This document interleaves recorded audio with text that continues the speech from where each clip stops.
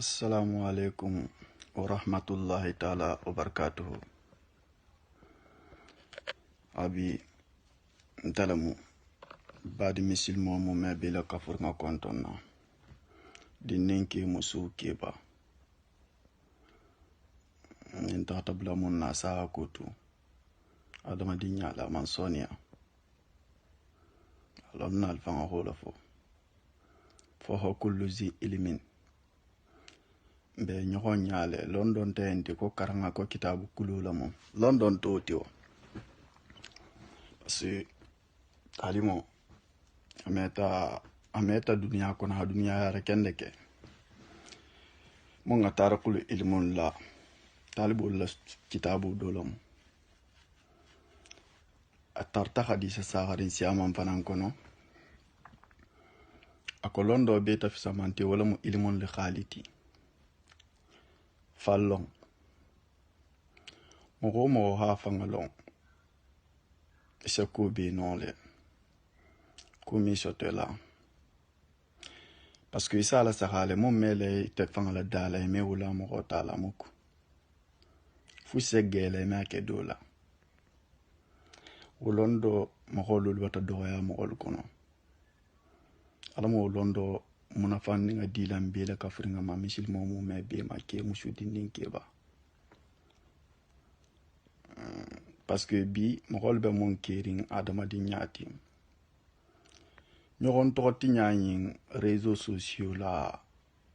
hadabla mansonia anin munu fanambe kawando ke kan mo holien alatu nalbe kawando kela margo ku nalbe kawando kela mo iba fi mo hol kawandi khatu ko hi kangala me ibi fangala folo kawandi la folo fi fangala khatubi folo alla kawandi bo batake ta'arifuni qabla an ta'buduni falam ya'rifuni kayfa ya'buduni kawando fangana tulala baratul tabata ke tamuruna nasa bil birri wa tansawuna anfusikum wa tatiluna al kitaba fala taqilun akhayim fala suratul bahra kono albe mo hol kawandi lalbe general fangaku ha iso mo filili nga dololu kamesile ha ko lonna la moti lonna mun fola alo muta abe mun kala halal mo la saha wonu hompani ya kuma jomondata alme fani ya kuma bla fani ya kuma jomon zatambi wala ko ha ko lonna mun fola ki sabulo wala ko kata fanga jigo ki kana wala saha est-ce que kilari amu ko munu nata musalino munu nata annabiyo mo munu nata kukurun kela bito ba ali kilim fo mun nena ka alta la ta no ke akum holian kali mbula hatra ta bakela ali kilim fo isa bilon na la kame ha ali ke ala yin fegeten ali kana nyinke nyimmansonia atafanga ya sigirin akono mun ba nyawo ko ba ha garge ma faran karamola na utala sariya ya gole yarin atafanga migenta non na baba na kotola mammo ko fanga baraka nyino on sait non ke balu medin wo jahadiwo ngabe lonne be kusiaman lolu kalama dolo ka toro mun ki karamo ya mo toro fanga ki wulba fuloli marugo dungo mun fanga bambandi mo holima wala mo ako ibudu la hata kola ko bili walidaini woto akolo ko irisana ama fako ibudu de ako irisana jomal khurba masakina wa ibnu sabila barin sutungol bolo kono an miskinolu bari nin kolu watake be bata wuli kabe mo holu kurandila nda kensa mun fobi musolien alikawandi bola kendo lame paso ni raje tabtugul naten tileko kola muna ulama illa bi sauti zadidi lonna anta lonna bibitu ko fodurgu ba kende bulalalu me arwana karan kan fana illa bi sauti khashana fo kandi mal wala mujalulti bi jalo fangala me khafisa kawandi bulati parce que jalol BJB sa mo ko reg wole me ko mo mini sa to nyala fa mo koy e be dun daja men ko te ha bujeji hawya nen londo tuta ko ita be tamakala mo hola ibe mum fanga fola fanga kilinte sahari ibe ita fanga mume ita fanga ntama tilindi ita sana fa ke mo hola matilin na ba ko be mo hotor linkende ke jandi ha way sabu ko ni alla grimbo isiaring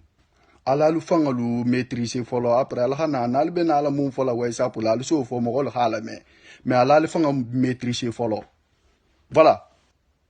albe dulalu beto takarin on sait ibe yela mo holu dimbal fanga kunna hali la dépense inta dila ibe mum fola mo holiye ina tatwa banko nka kiboti nani baba ko hana gudu la nyini godo wo nyini sabo bibul parce que tay sigirin kay to bibul ko ki bankin ta walla kita be harje hela nyini na harje he mo lu jomo ke harje hela mo konna ko mo roya ala hawo fo jonyi imi fati fa namaga nunke balu munu keta sufeti ba mun keta fengol woli kasi fo munu boti to ko munu ke jombo woli to mum mantaka wulo kono hataka halalo nyina adu wala sesa no lake eta dum be jamba be baro mum fanke la be calculer ne leri la ba be ma leri khana eri ta fonya ga fenge e bi bandi wala eta na fa kite mo hol pete kite to nya fa la mo holi imu mebe feeling imu mebe nyahan suto alin nga tubi hake alayen hake annabiyan hake rasulu jombala kula sallallahu alaihi wasallam ha tubi tubo munti ha kalabante anyon subu do mo bula ha nyon makumo bula ni be mum fole ka funyo ho ha kili ha la lu ha fae ham muso ni kelu khida bo mu khol la kupulu lu tema ha bo mu kholu tinyala ha bo mu kholu la kupulu nya kelima muso nin kesi nyohonje to lol hadi nyohonje parce que marugo fanga hola fasoroto ako fanki huma atabalakum minan nisa'i kale futuru ki nyohom mun hadi nyohonje mun na to dum futu ti nyohom mun hadi nyohonje algo ti nyohonje parce que ali tulo la lu ali tulo lo mun la muna fakholo lu mu iba fo la ki bisasun isasali atala dum sungoni salo mu kuda mutalati far misilima yakono fo khanyin na fu yende atol mun bal fankerin kolon na mati fal khayen na londe salomu damu tolti salomu sakilati ko du sabulata la kono bar saku ta kuluma milo da al baranya malike khabo fani ya fula mo holi en khabo mo holi jigin dila khakuma ba fulu bula kuma kan ba be kusanne he silanganta tilo la biwo ndaba fo de ngan kalle ngolin silanta mo honya luwolu iketa mo mo luwo tin silante nya yo ngala kanan sinne la wulu aketa mo mo koti parce que nganke ko kyan lonne ko nta duna mo la gantanjila ko bare bille wallahi ta'ala ndante silana kuma fola adama dinyo adama yan dunya tego into voilà ko kuta diala gatigo sita to non te ko ni ko male hafo abe mun kela donc alim be killing haketen he kumo to ben kan lulu mu mais na continuer ta ten billahi wallahi tallahi ngam hol lom bitugu munu kem ba fala ten ki musulman wala gaburo nin ta mandungala billahi wala mbo fala ko no ko ne za trato nyante ba killing ibe genola fula ibe sunyaro la saba ibe kalabanti yala nane mo makumola kuci gidanto atala man ata nyim khofu inta dunna arjanna ne mutakiye salla de salla munna ibe salo mun fangala wonye la farra sallulo mumeni halalu kashifu tema billahi mbelor ngaburu la kante mobile haken satu tibi ate salla ba mun bi fanga kerin salla ba alti jamal to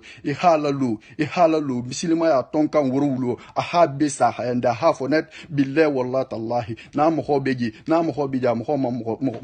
mo bi sabusi ni allahumma soti man kaltala ma fo misilima ya fengo ngolon ko misilima ya tonkan iha manyinin kama Allahu munyo hombe Qur'ano kono la mulnata do munyo hombala billahi wallahi tallahi na hafo billahi wallahi tallahi mbe fuyi nala kana adima isa tra malo afuku nga mo goli gele itela ni resal gemutala e bulo mako tra hatambi iko duaran fangan tala fan iko duaran fangan tigi fan iko duaran tigi wala kana kitolo e kila no kitolo e kila kitolo mambe kila kangala so me muntu me mintu hen kana nyalo nyonta nyoma jegeya albata musol la misilma albata wula nyake lima musol la misilma sa harina el talti pon abara bata wuli la misilma ya mutala ha nyake Allah wai sa ko ya la mun fala la khafani nta ko kala khafani ka wando mun be fala be fani ya parce que kawandi bola ni tan isatra mo lulo la hanyum mo lulo nyembe ibe mun fola ijugo na te mo hajam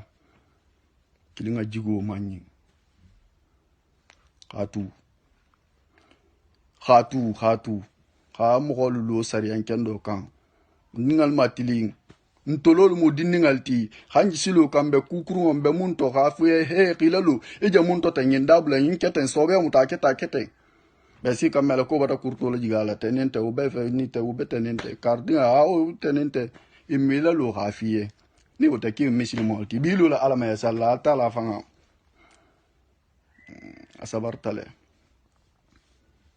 asabarta ken leke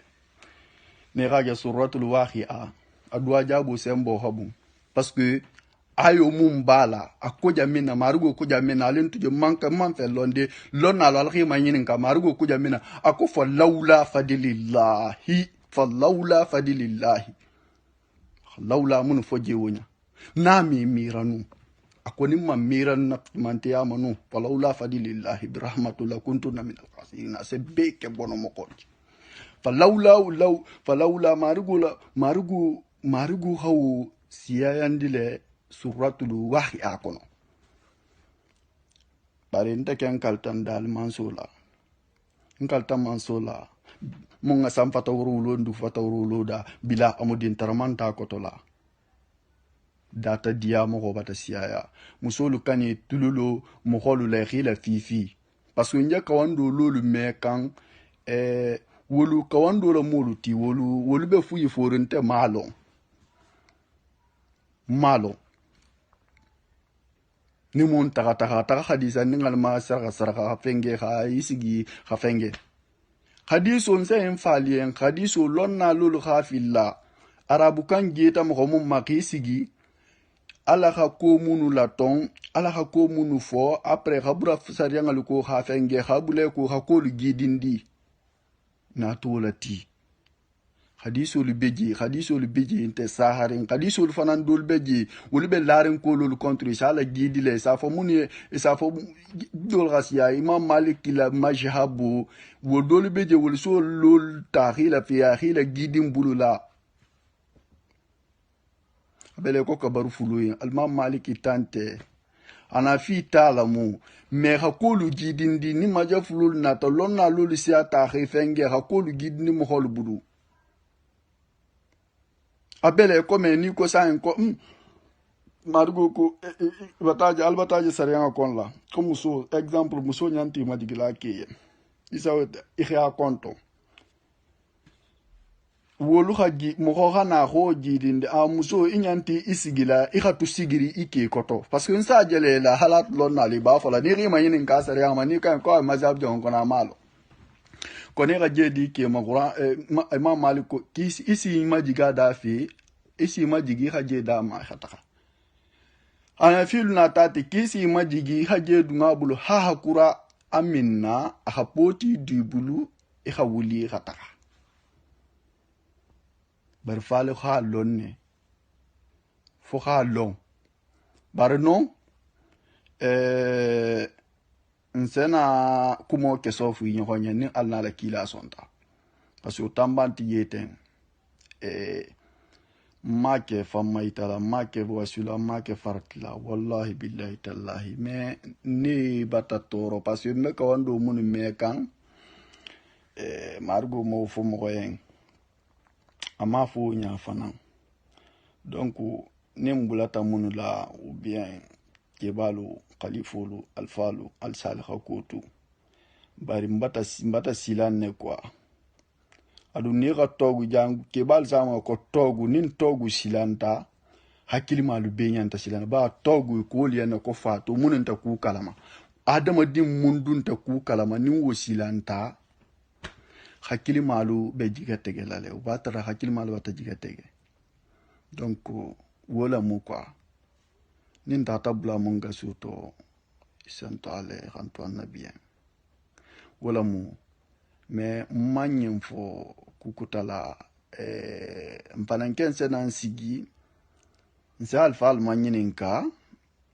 misilima ya nata nyamin na tonka nga munu bala sariya nga munu ba kono nsofo hanyaita lonala muso munu lafita fahamo soto la se fahamo soto dui hakilu kan so adama dinya kono tulul ha dunia sigi dunia mambi tulul bulu itulul se bunya ani rame mgola ailurin ko salamadi asalta annabi ma atakata ama musul la bunyadi afayen kame laban mukola ma meta hali jannin non gala ilo si kilo kame ati muko mam muso bunya ila banga seke ida muto fu ila banga fanan seke fu paso muso ken be galon mais kulon na lolu fanan ngalon paso dolu bi jewul me bulu bal bari no ni ngafo nya fanan bantu ko muni ko kulon na al ni ko kulon na lu ka ku ya tale parce que muni ya ten kudulu mo mam muso bunya ganyi si kalisa po muni ko fanga gala silo ka ribunya donc alamu londo fallon londo alma di la bela kafurno mi kila no ro hormona barakoto rabbana taqabbal minna innaka antal samiul alim ربنا وتوب علينا إنك أنت التواب الرحيم وعلني مدخل شديخ وأحرزني من لدنك سلطان النصير اللهم أغفر لي في دار السلام وصديقين وسعداء وسلم تسليما كثيرا السلام عليكم ورحمة الله تعالى وبركاته